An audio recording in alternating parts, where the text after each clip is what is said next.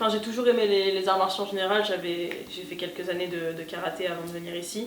Mais je savais que je voulais vraiment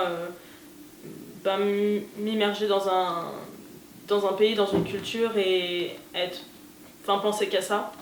Et je m'étais dit que je pouvais que le faire après avoir fini mes études. Et ouais, le but c'était d'apprendre un art martial que je connaissais pas et d'essayer de plus avoir peur en général et de me trouver aussi en venant ici. Et quelles études tu faisais avant? J'ai fait un master en école de commerce. Ouais, j'ai fini en août, juste avant de venir. Et du coup, t'avais... Viens. Non, ouais, non, mais là c'est trop. Qu'est-ce qu'il y a? C'est trop dans le champ. Comment t'es tombé sur cette école en particulier?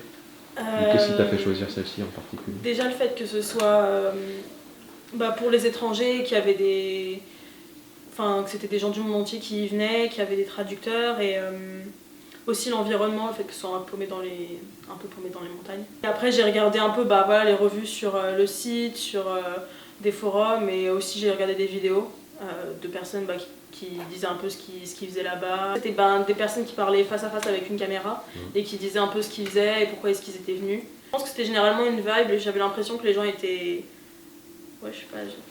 contents d'être là et qu'ils se sentaient bien et je les sentais détendus face à la caméra, même si c'était des personnes qui semblaient pas avoir l'habitude de parler devant une caméra, qu'ils étaient contents de ce qu'ils faisaient, de ce qu'ils vivaient et je pense qu'ils ont réussi à le transmettre à travers les vidéos. Et là depuis combien de temps? 3 mois. 3 mois. Comment ça se passe? C'est top.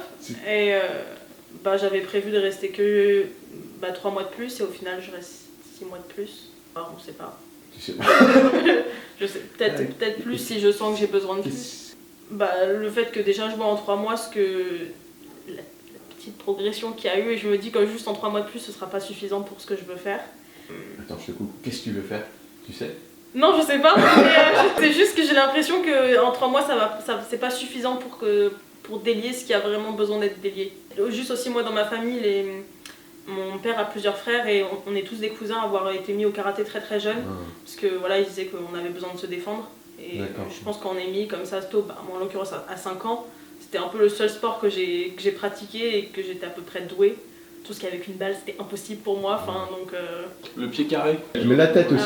En fait, quand t'as des lunettes, des fois, ça attire les balles. C'est un truc trop bizarre. En tant que femme, je me suis dit que je voulais pas vraiment commencer ma vie de femme sans me dire que je me sentais pas defenseless. Complètement sans défense. T'as ce sentiment de pas pouvoir te défendre? Ouais.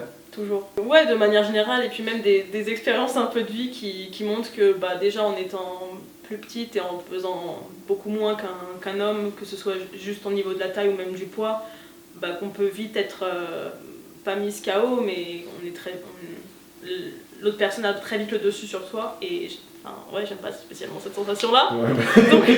T'as été confrontée à ça?